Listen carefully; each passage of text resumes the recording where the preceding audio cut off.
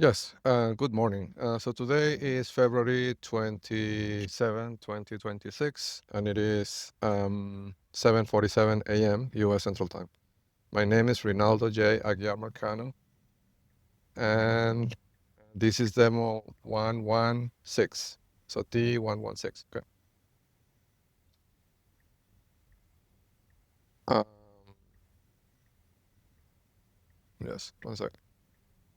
Check. So, yeah, because traffic is difficult this morning. So yes, so I don't know. I don't have a list of talking points for this demo, but I have a few dates. Okay. So let me start with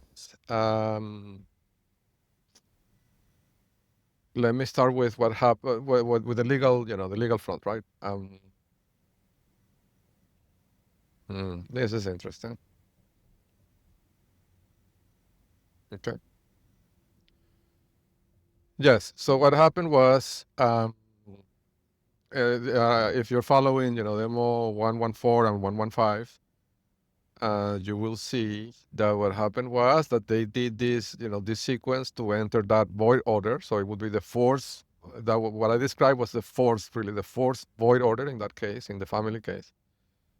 And it was an order for income withholding, right? Which then they redact the name of the employer, and the goal of that was to send that form to my bank. The level twos are gray today. Okay, I have two. One on the front diagonal, Victor Jojo Mike 5774, and I have one on the back at the same time. So the idea was to send that. Yes, that's the one on the back. Let me give you the plate. The one on the back is BS9 B543, Texas plate. Um, it's a BMW. It's kind of gray, but like sand gray. Um, so anyhow, let me take this exit. Okay, so what happened was, they created that order. That was the fourth void order, right? And it was, well, actually, the order was for additional temporary orders, but within the order, it said that they're signing also the order for income withholding. And as I explained before, I'm not employed by anybody, so this makes no logical sense, right? But it's an order that were going to really send to my bank to freeze my bank accounts. Um, so that's what they did that. But they didn't serve me with that order. With the income withholding order, they didn't serve me with that. Instead, they served me with the additional temporary orders order, and it had a paragraph that said that they were signing the other order, but the other order wasn't signed and wasn't served, right? But it was implied in the document that it had been signed and served. See, here they have another of these parking lots that I'm describing, right?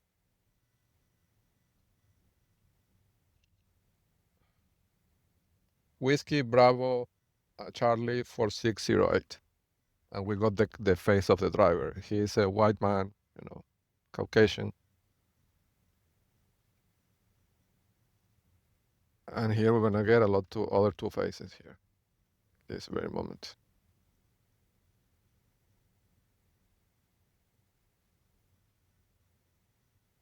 See?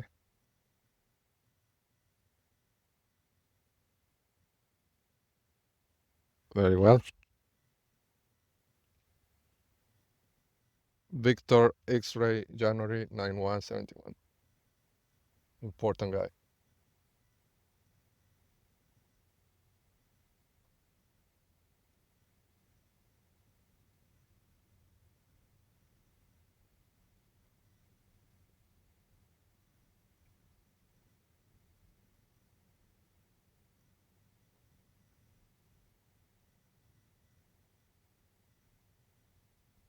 Okay.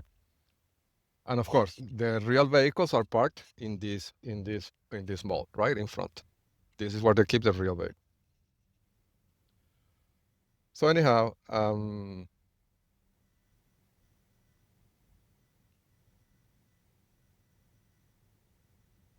yes.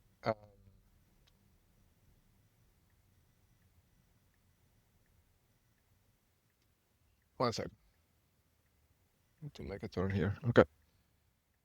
Yes. So they created that order, right? That order that wasn't really the income withholding, but was the additional temporary orders. And in that order, they mentioned that they were going to sign the other, that it was already signed, like on an even date, something like that. It said.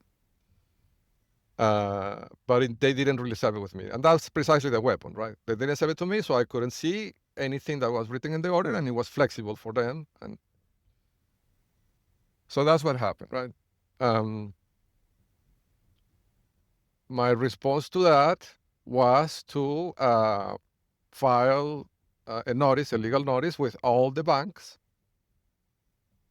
and I'm going to tell you the names again. And in that legal notice, I informed them that these judicial officers were committing wire fraud, and I sent them the hard evidence in the notice, right? Because I sent them the filing with the Supreme Court of Texas that has the hard evidence of the wire fraud attached, right? So the level 2 here is this one. Romeo Michael Sam X046. It's an Acura, gray. So I serve them with that, right? To the banks, right? And as I said before, the banks have an obligation to report to FinCEN, this regulatory body, any suspicious activity, right? So now the banks have the obligation to report this, right, to the authorities. So that was the status, right? So I recorded that demo 114, I think it was, when I did that, right? The reaction, though, was to escalate. So instead of rolling it back, what they did was to escalate. Your Fair actually signed the income withholding order, right, and put it in the docket, which would be the 5th void order because the court is a state. That case is a state. The court doesn't have jurisdiction because we're waiting, all of us, for the Supreme Court of Texas to rule on the 335 motion to recuse. A new level 2 came in. This one is a Toyota. Whiskey Delta Honduras 3196. And this one is the backup. Level 2 is Frank Charlie Victor 4908, I think. It's a Subaru gray. So obviously gray is the color of the level 2s today. And let's remember the day, right? It's Friday, because it could be charted by a day of the week. So today is Friday. Let's keep that in mind. Another one, X-Ray Papa Mike 2668.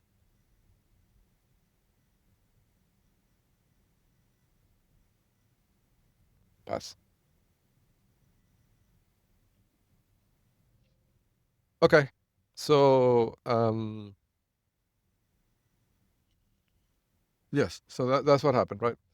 So Telfair escalated it, right, and actually signed the income withholding order and put it in the docket, which is the 5th void order because the court doesn't have jurisdiction, right? But they don't care, like they're ignoring all the rules of procedures in Texas, and they're doing whatever they want, as I described before, like they're honey badgers at this point. So my response to that was to turn on the pipeline, right? And I'm not going to go too much into the technical details, but I said it in something that could be described as exhaustive mode. The idea here is, instead of doing, a statistics-based retrieval on the possible, because I have to, do some optimization on the computational path that I'm going to explore, right, with the pipeline because of the size of the problem. And this is interesting.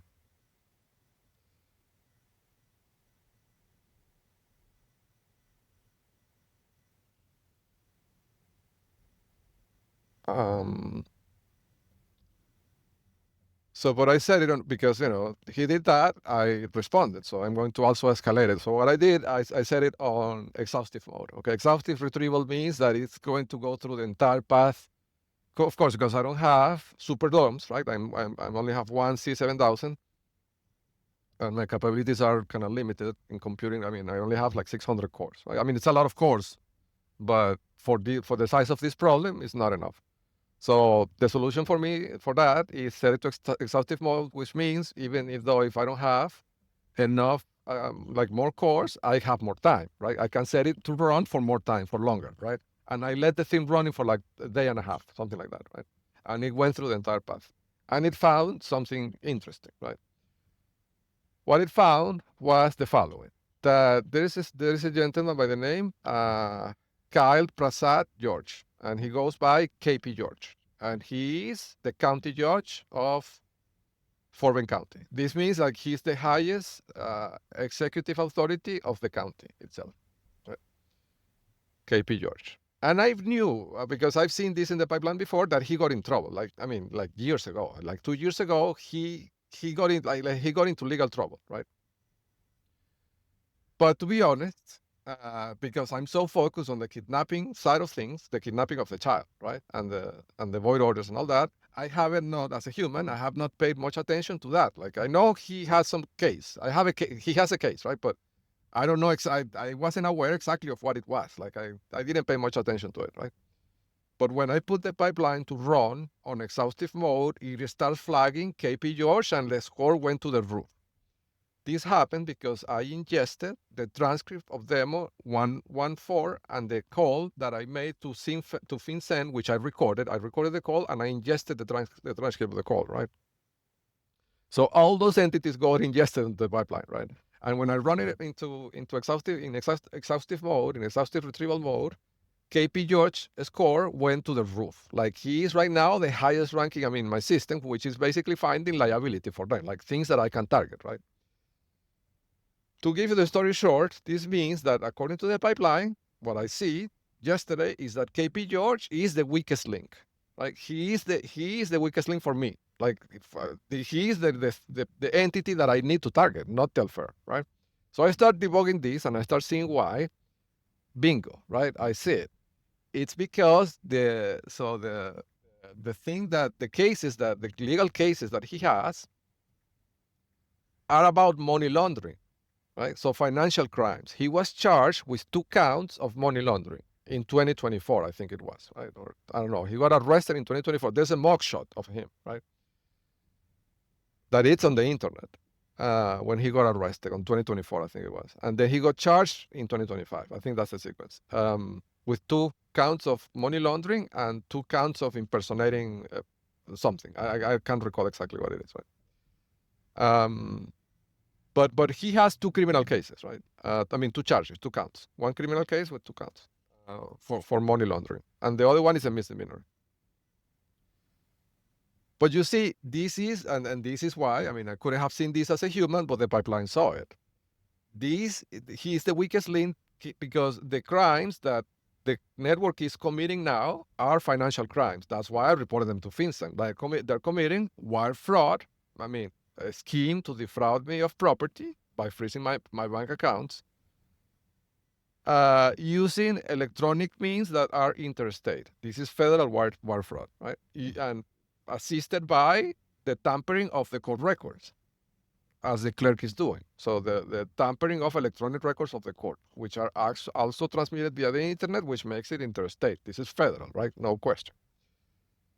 So the reason why this is a nuclear weapon for me is because, well, the alleged crimes for which KP George is charged today and is awaiting trial, he's indicted for these crimes, right? For these alleged crimes. These are financial crimes, right? The same type of crimes that Telfair and Troy Pickett and the other one that are covering them judicially, like giving them impunity, are committing, right? It's the same category of crime. And this also shows, right, that this is what I'm saying, that these judges are committing financial crimes is not hypothetical. Like this is already, I mean, there's already charges against the boss of Telfair. I mean, this judge, county judge, KP George, is the highest executive authority in Fort Bend County. He is the boss of the courts, like not judicially, but like he manages. I mean, he's the executive responsible for those courts, right? It's his county. And he's charged with money laundering, right? And these judges are committing wire fraud. So you see, this connects the entire Rico enterprise together. So of course, these elevate the stakes because now I can make the argument that KP George is just the leader of the ring, and Telfair is one of the co-conspirators in the financial crimes. So that's exactly what I did, right? So I immediately called FinCEN, right, and filed. I left the voicemail in a voicemail a report explaining the situation, right? And I'm explicitly saying that this is not hypothetical. Like this is not me, like the leader of the ring is already charged with 2 counts of money laundering. And I recorded that. I mean, the voicemail I left in that voicemail of FinCEN, which I imagine because this particular voicemail is for financial crimes related to terrorism, okay, which is exactly what they are doing because they're doing this for the Cartel de los Soles, which is an organization that is designated as a narco-terrorist organization by the U.S. government, right? And Telfair is doing this because I reported Diosdado Cabello to the IRS. So they're working for a narco-terrorist organization, and that gives jurisdiction to this particular team of FinCEN, okay? Now, I don't know if this is like this, but I imagine, right? If this is a FinCEN voicemail that its objective is to gather information about financial crimes, financing terrorism, which is exactly what this team of judges are doing. Um, I imagine this voicemail must be monitored by the FBI or the DOJ or somebody. Like, I don't think they're going to set up that voicemail for such a serious thing and just leave it there, right? Like, not unattended, right? So Diosdado Cabello can just block it. I imagine this has to be monitored, right? By automated means, even. So I think, this is game over for them. But, I mean, just that voicemail, right? But I also escalated. How I escalated? Well, there's also an email address that was set up in 2002 by FinCEN to report things. So this was after the September 11 attacks. To report exactly the same thing: financial crimes aiming to aid terrorism, right?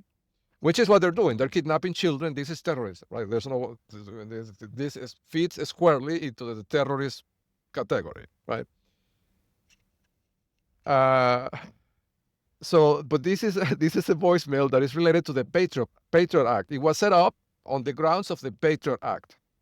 So I emailed to that mailbox a registered email, which is guaranteed to be delivered, that has all this information, even the recording of the voicemail that I left, okay, in the FinCEN voicemail. So in case that person that gets that voicemail decides to delete it, and if for some reason, the monitoring systems of the FBI or whoever has that mailbox monitor fail, I also send this on an email with a recording to that voicemail, okay?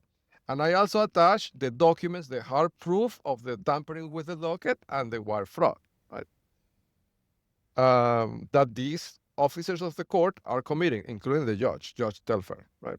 Also, the park a vehicle here, so I cannot communicate. Nice. Okay. I can't communicate in this way today. I'm going to tell them this so they, stop pushing because there's too much. If you see the environment, the visibility is low. There's a lot of fog in the air. And this, because what I'm doing, this makes my system, weak in these conditions. So I probably can't even receive a message. So, don't try. Anyhow, so this is, yes. So I sent that email to that monitor inbox as well, right?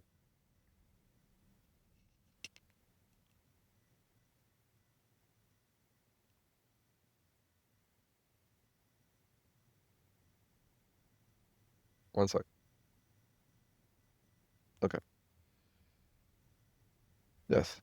Um, so I sent it, right? And so that's I doubled the probability of detection, right? With that. And in this, because the other one was a voicemail, like I couldn't attach any evidence. But in this one, because it's an email, I attached the actual documents, the hard documents proving the fraud. And also in that email, I notified them that I had sent the legal notices to the banks. Let me tell you which the banks were. They were Chase, Goldman Sachs, uh, Bank of America, Vanguard, Fidelity, and Bank of China. Okay. And they have the copy of the document of the Supreme Court that has attached to it the hard evidence of docket tampering, which is 20 years in prison for the person that committed it. And I imagine that for the people that aid them in hiding it will also be prison time, right? And remember, the officers of these banks have the obligation to report this to FinCEN because of the allegations made in this document, right? Anyhow, so I sent that email, right?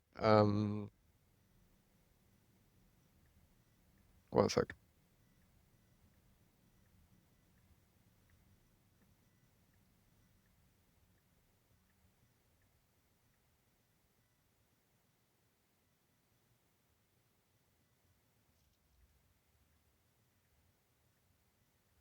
Okay,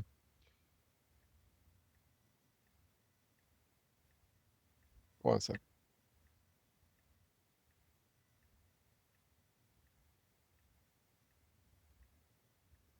Okay. Yes. So, but don't leave yet because it gets even better. So after I did this, um, so remember now I have sent two things to FinCEN and also to the banks who are obligated to report it to. So this creates a circle of transparency. You see, FinCEN knows, the banks know, and the banks are obligated to tell FinCEN. In case they say that they didn't get my message, right, and my email. Um, And then the other thing I did is I went to the OFAC, the Office for Asset Control, right, which is the one that watches these individuals that the U.S. government sanctions for things like money laundering or corruption or drug trafficking and things like that, and they freeze their assets internationally, right, wherever they find them. I mean, this is an office of the government that freezes, yachts on the high seas, and I mean, they have amazing capabilities of freezing things, right? So, of course, this gives, and remember, Diosdado Cabello is an individual that is designated as a special designated individual in the OFAC list, meaning he is sanctioned, right? With a score, like if you go to the OFAC database and you search, the individuals have a score. I imagine this, I mean, me being a data scientist, I imagine this is kind of, a level of gravity, right? Well, Diosdado Cabello's score is 100. It says a score 100, right? So I imagine this is like 100% sanctioned, right? So, and these judges are working for Diosdado Cabello because they're doing this to protect, the Cartel de los Soles, which is the organization that he commands, right? Um, so this means that they are all working to protect the assets of an individual who is sanctioned by the OFAC. Okay, so of course this gives me the opening to report all of them to the OFAC. So that's exactly what I did, and um, the OFAC has a portal, where you can self-report, like you can voluntarily give information to the OFAC, right? So I logged into this portal, which is, I imagine, a secure portal monitored by the highest federal enforcement authorities in the country, I imagine, right? Because, I mean, these are not small potatoes. These are not small criminals, right? Like, these are people that are really causing real harm, right, across the world.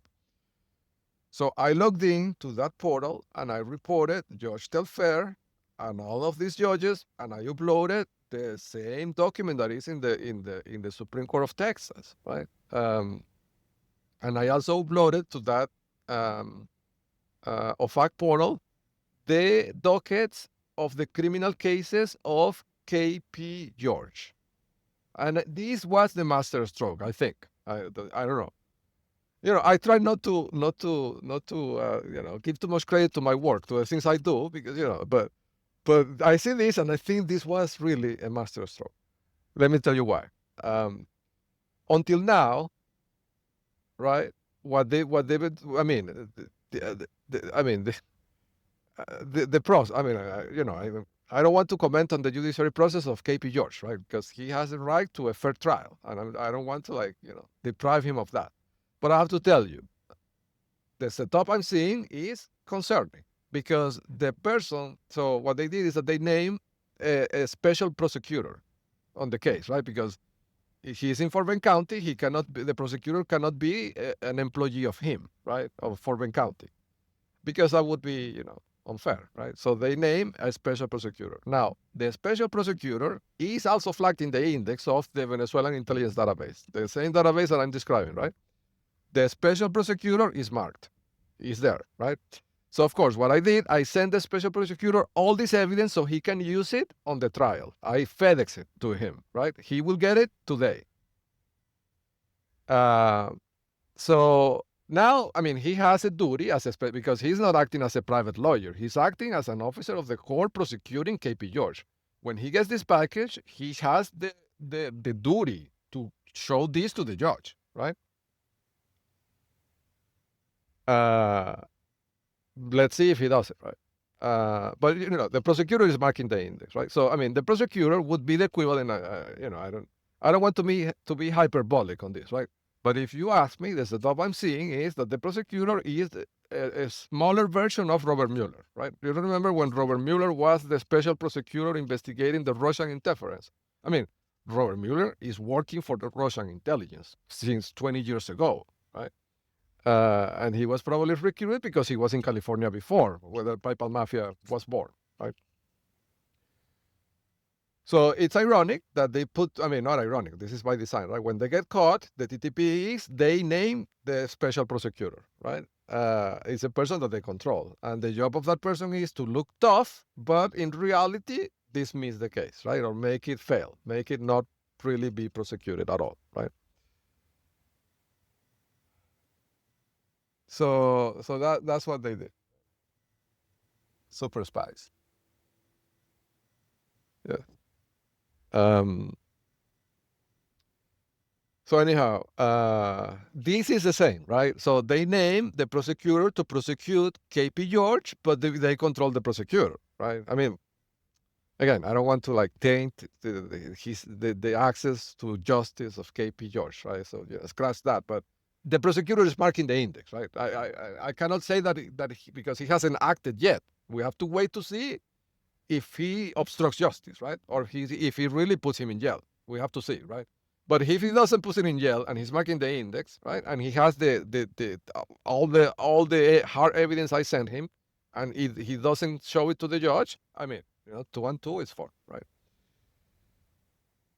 But anyhow, I sent the dockets of KP George and the evidence that I sent to the prosecutor to the OFAC, right? So now all of this data, all this hard evidence of fraud committed by Josh Telfair and Troy Pickett and William Kyle Adams and Terry Adams and all these people is in possession of the OFAC. And it's in this OFAC database that I imagine it must be one of the most heavy guarded databases in the world, I imagine, right? I don't know. I don't know if that's the case, but I imagine it's probably one of the most heavy guarded, right, databases. So I mean, this is undeletable, right? And now the prosecutor or whatever they had planned, right, to give KP George a slap in the wrist,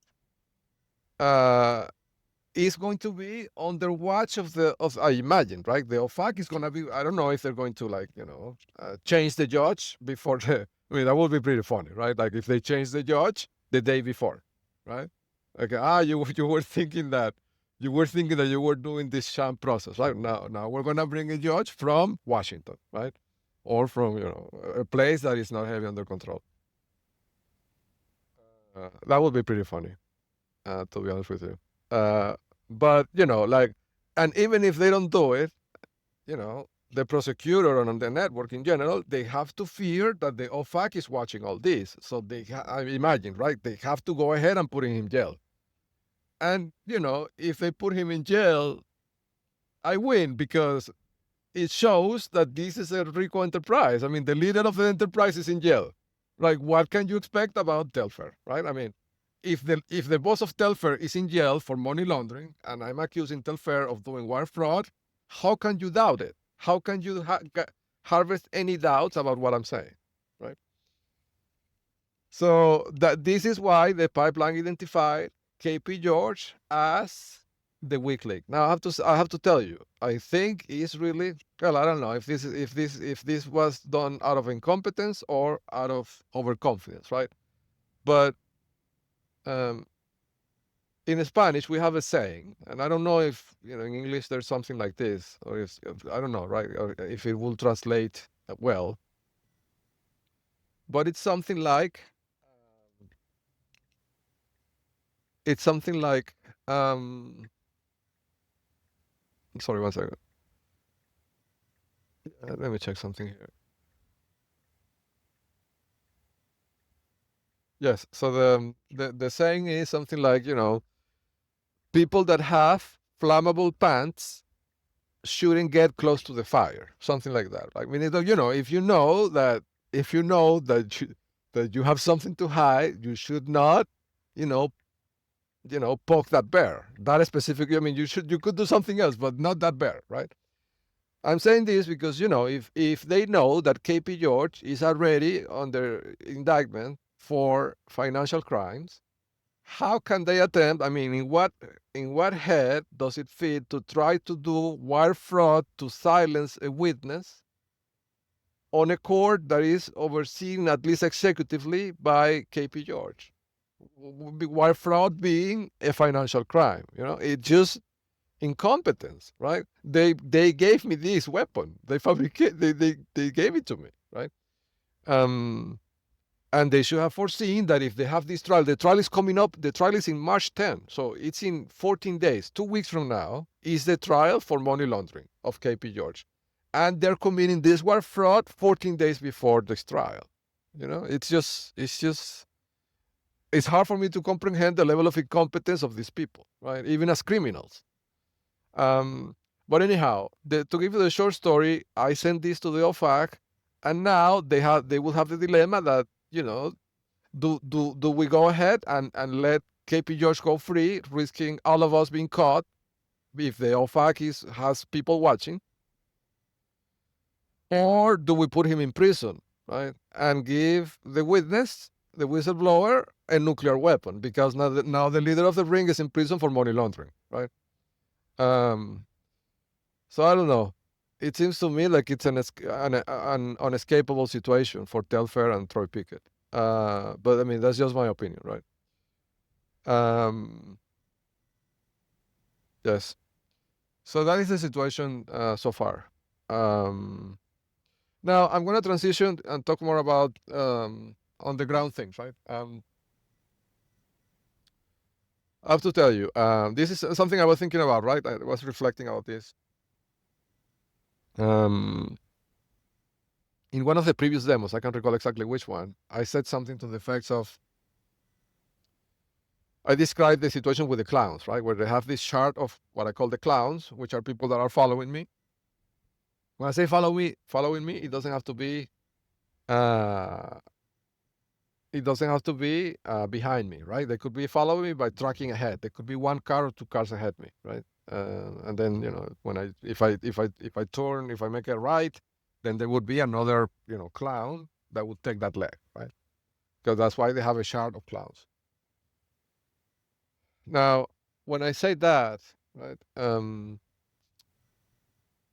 Well, one thing I want to say, right, for authorities, right, if you see this and you eventually review the footage of my car, because I have all this recorded, right, you will see that when I'm driving, right, if I pass near a gas station or a store, there is always a car that is in front of me that pulls into the gas station or the food store, right? This is the clown, right? Uh, it could be the clown, or could be somebody to signal the clown, and the clown is inside, right? To switch the items that I'm likely to buy, like a particular kind of soda or like Coca-Cola, right? Because I used to drink that a lot. Now I can't drink it anymore because it's a vector of attack. Or coffee if it's a food store, or like things like that. But you will see consistently that there is a person that is driving one or two cars ahead of me and gets into the same store where I'm going, right? And this happens always, right? Uh, so this led me to think, well, are there all of them really clowns? I mean, they will have to have a lot of clowns because this happens in every single food store or uh, even gas stations, right? If I'm just driving next to it, then they do this, right? See, so they have this guy surveilling this here, right? Listen, it's a surveillance office. You see how it works? So they take the parking lots, they do their thing.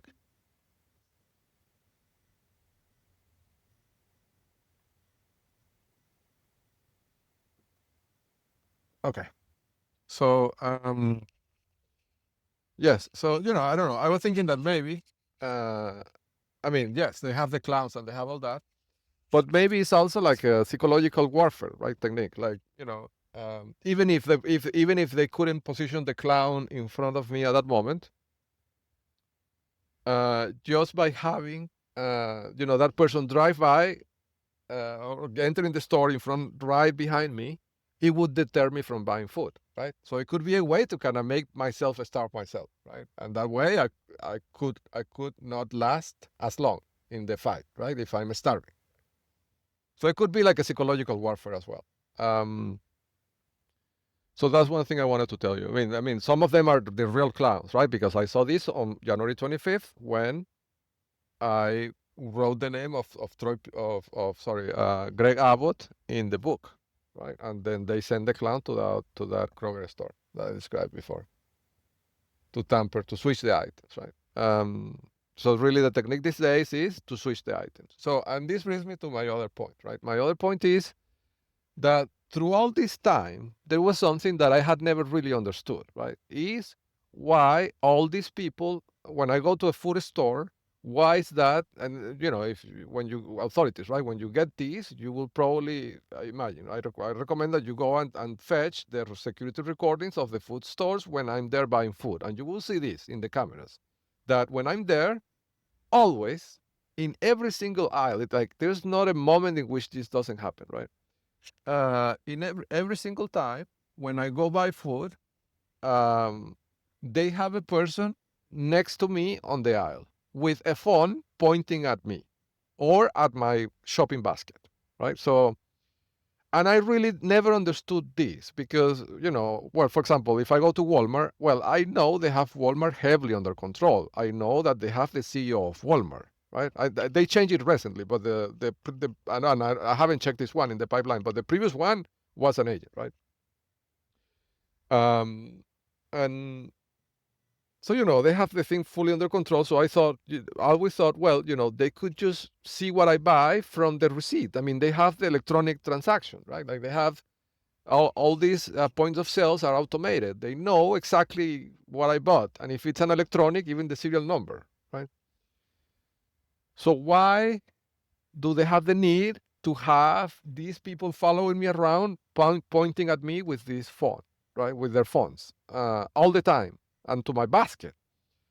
But now I understand it, right? With the observation of the clowns, is so they can see exactly the items that I pick from the shelves. Because with the cameras that they have on the ceiling, the stores, they probably cannot see exactly what item I picked, right? They could see if I picked the type of item, like, if it was coffee, but maybe they don't know the brand, right? They cannot see it. And they don't want to get it from the point of sale because this would, put liability on the corporation, which is a huge corporation, right? I mean, if authorities could demonstrate that they're using the corporation to assassinate a person, you know, what does this do to the corporation, right? So they don't want to do that. But they have the need to understand exactly what I take from the shelf without having to look at the receipt, okay? And if possible, before I even get to the cashier. And I think this is a critical part, right? This is because they are doing the switching of the items at the cashier. with the person that bags the groceries, right? That's the reason. Because they need to have a few minutes to understand, what is that he bought, to then take a similar item, exactly the same brand, and tamper with it, and then take it to the point of sale where somebody will switch it in my bag, right? So when I get home, I see the item and it's exactly what I took from the shelf, but it's not the same item. I'm consuming the tampered with item, right? So this is why they have to have these people in the store following me with their phones. Okay. Now, this is interesting because if you review that footage, you will see the faces of these people, and these people paid in the registers of the. I mean, their identities are traceable, right? And they're doing this to allow the Venezuelan intelligence to harm me or to help them harm me, right? So I mean, this is high liability for these people, and these people are not paid very much, I imagine, right? So because these are they are live workers, right? So I imagine they would talk, they would you know, probably maybe even give authorities their phones, right? So I don't know. It could be another series of weak links that could be exploited. Let me give you a concrete example, right? On January 25th at 6 p.m., when I went to that Kroger store, after I had written the name of Greg Abbott in the book, and they tampered with the coffee because I know this because the Venezuelan informant warned me about this, right?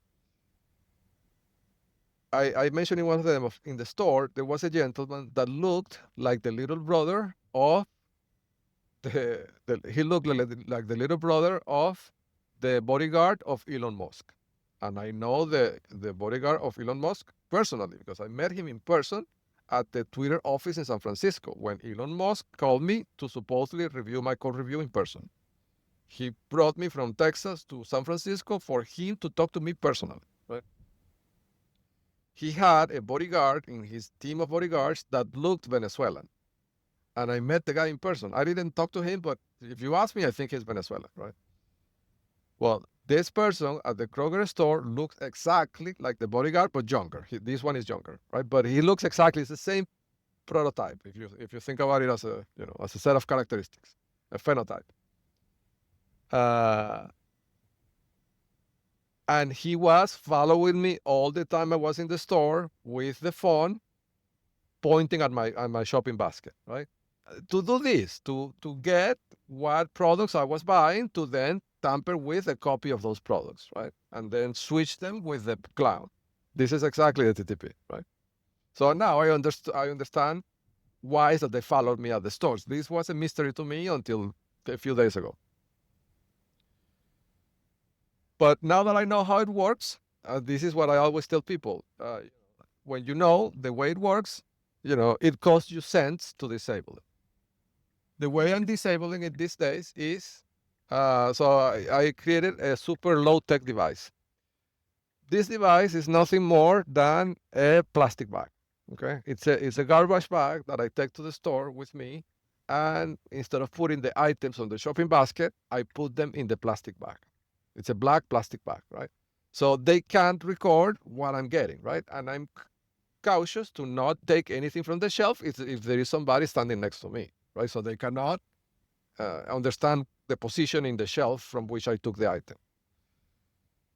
And this works like a charm. Like I did this today at Walmart, at the Walmart that is next to Katy Mills, Katy, Texas, and nobody followed me with their phones. It's the first time in the last, I don't know, year or so that I can go to a store and I don't have somebody all the time pointing at my basket with a phone, right?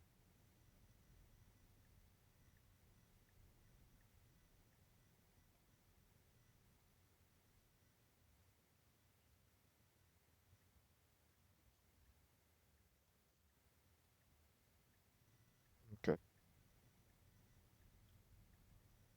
Yes, remember, this area is super protected, and there is a guy here that I have on my to-do list to do. See, that guy is following me visually. This is so funny. I imagine it's center point, right? Let me guess. Center point or inframark, one of the two, right? Let's get his face. So this is Nicole Honduras Sam 3146. 3146. Inframark. Yes. But the truck doesn't have the work truck number, which it should have, right? But it doesn't have it. Okay. Um, yeah, so the important guys, so I mean, there's two of them, two or three. They're over here, I think, on Bronco Bluff Court, 300 is the one on the back. This one. Uh,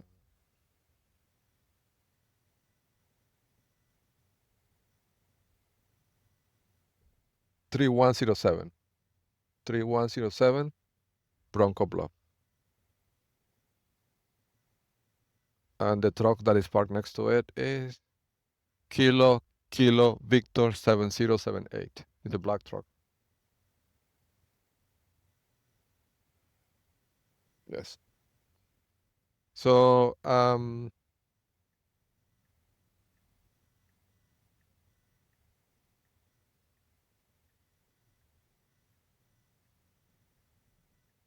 yes. So yes. So I take this plastic bag, right? Um, and I put the food inside, or the items I'm going to buy inside of the plastic bag, and that way nobody can see what I'm buying, right? So this guy has three, three antennas. Sorry. I have to take this.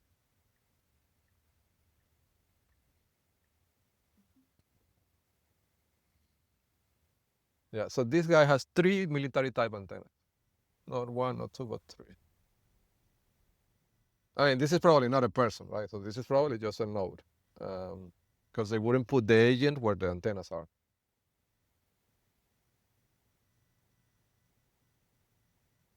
Okay, but this is the house number is not even visible because it's of course hidden with a tree.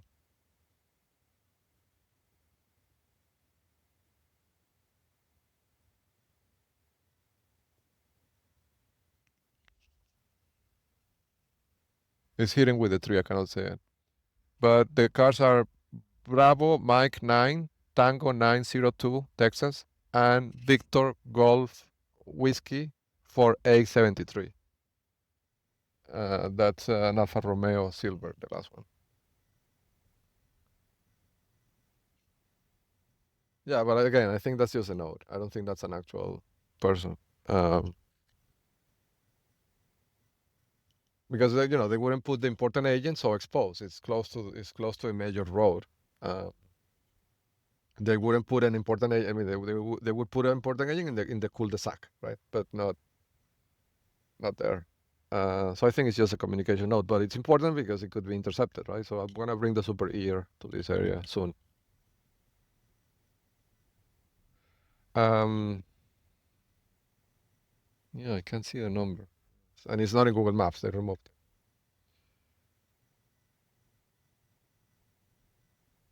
Okay. So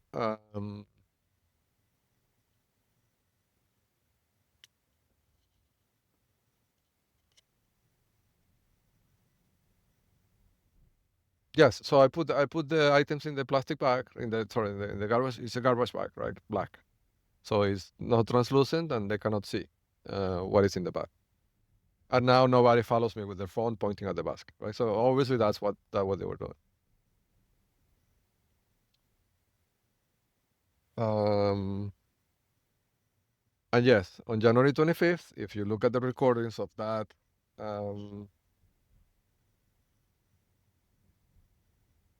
you know, of that Kroger store, you will see the Venezuelan intelligence person that I'm describing that was doing this for 10 minutes, like following me around and recording the basket.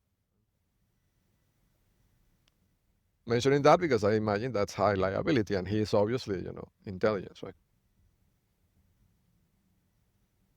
Um,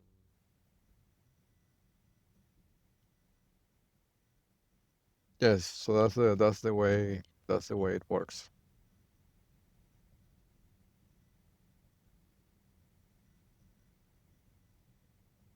Sorry, there's a lot of traffic here.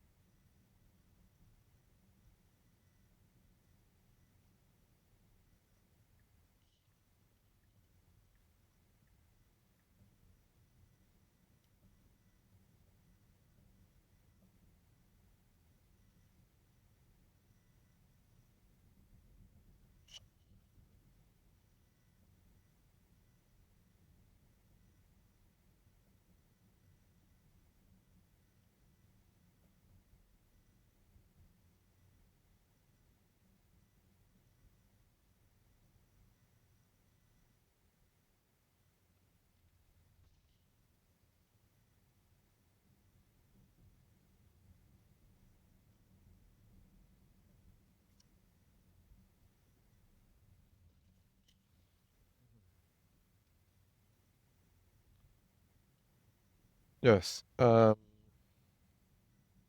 Yeah. So that's the observation. Oh, yes. So that's. Yeah, I just wanted to tell you about the TTP with the clowns, right? So of course, if you get the recordings, I would check for two things, right? One is the ones that are following me inside of the store, pointing at the basket. The other thing is the ones that are handling the groceries at the point of sale, and the other one is in my recordings from my car, the ones that are entering the store as I enter the store, right? Because these are the clowns, right? Like these are the clowns or the ones that signal the clown. So they have to be in it as well, right? Because basically what they want to do is to create this loop of communication in a way that doesn't leave electronic trace, right? They want to do the same thing they do with the satellites. So not use radio frequency. They don't want to send a text message because that could be intercepted. So they need the person to physically go into the store and do this, right? Like give the signal visual instead of using an electronic device. So that's that. The other thing I wanted to mention is these are some information that I got from the Venezuelan Army intelligence informant yesterday when I was running in the back of my property. He said, it's a listener here, let him pass.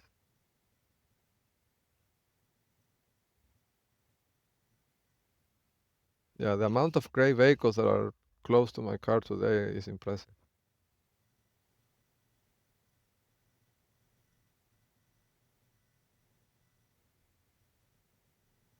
Yes, so he gave me a few data points, right? A few tips. Um, he said, number one is that they're planning on this is another route, right? That is to bring children next to my car. Like children from like the schools. Like if I'm driving through an area, they will bring children that live in that area or that uh, outside, right? And the idea is to create liability on my car, meaning, to create a pretext where the parents of those children are going to call the police and say that there is a dangerous man, a stranger danger kind of situation, recording the children with cameras, right? Something like that. That's one of the vectors of attack, which I think it's the same thing. Like, uh, it uh, it feels almost like if there is, I mean, it's like if there's two legal systems, right? The same law, they use it to, uh, attack people, but at the same time to shield themselves, right? I mean, they can record everybody with all these thousands of cameras. I'm talking about the Chinese, right? But if somebody mounts a camera on a vehicle, they create a situation to call the police, right? Um, so it's the same law, it's the same legal system, but it's being used in two different ways, right? Uh, Depending if it's an agent of the Chinese Communist Party or if it's somebody else. So that's that. The second thing he told me, there's another ruse kind of similar, which is again using my former partner as a vector of attack. Um, to be honest, the message got corrupted. I didn't really get it in full, but it's something with her car. It's something with her car and my cameras. So they're gonna do something with her car and my cameras. Maybe she's going to now report me for following her. I don't know. like I don't know what the goal is, but I have to check the system. To be honest, I haven't encountered her on the roads in all this time, but I have to check the system to see if maybe they're positioning her car next to my car and I don't know, right? Maybe when I go to a store, maybe they pass her car next to me, right? To then go to the 387 court and say, um, go to the 387 court, right, with George Telfair and say that I'm harassing her, right? That I'm following her with camera, something like that. Could be. Uh, the message was corrupted, but that's what I interpret from the message. But again, I think it would be a mistake because I mean this is already on the OFAC, right? For wire fraud, interstate wire fraud, and tampering with the docket. And now they're going to use her again with another vector of attack, legal attack with Josh Telfair, right? Like it's just like I think, right? It would be just like giving me more proof, right? That they're working for Diosdado Cabello. That's what it is. And there was another one. Um, he told me something else, but I don't have a talking points with me. I think I wrote it down, but I did not bring the paper with me, so I don't know. But he gave me another one that that they're planning.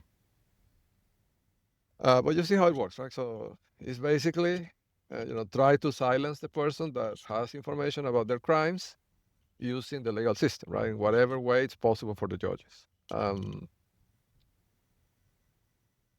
But I don't know. I think because at this point this is really the battle, right? Has reshaped in a way, and now it's not a Telfair versus me. Even it's KP George versus Vincent. That's a real battle these days, right?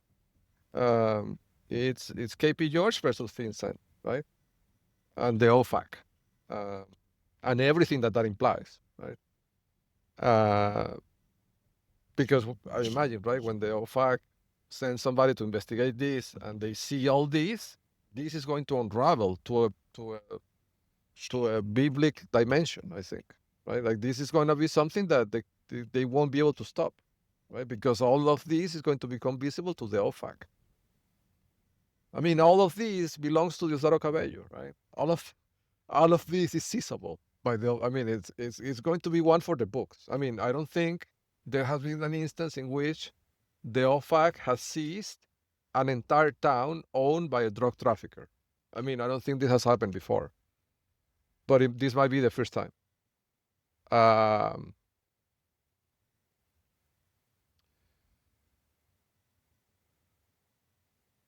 so it could be it could be one for the books, because like usually, from what I know, like to be honest, I'm ignorant on this, right? But I think the OFAC seizes things like large vessels or airplanes or sometimes entire companies, but um, I don't think it has happened that it has seized an entire town, right? With 10,000 cars, 10,000 houses, and I think it would be something of proportions that have never seen before, which would prove entirely what I'm saying, right? Um, so I don't know. I think the real fight is KP George versus Vincent. It's not about Telfair or the kidnapped child, or it's about KP George, right? So I think the spotlight is really on KP George and the Vincent, uh, and the OFAC. Um, so I don't know. It's gonna be an interesting thing to watch, to be honest with you. So I don't know. I'm gonna close this demo now because it's been an hour. It's been going for an hour. But I'll keep working on these things with the pipeline and reporting back. Thank you so much for your time, and I'll see you on the next one.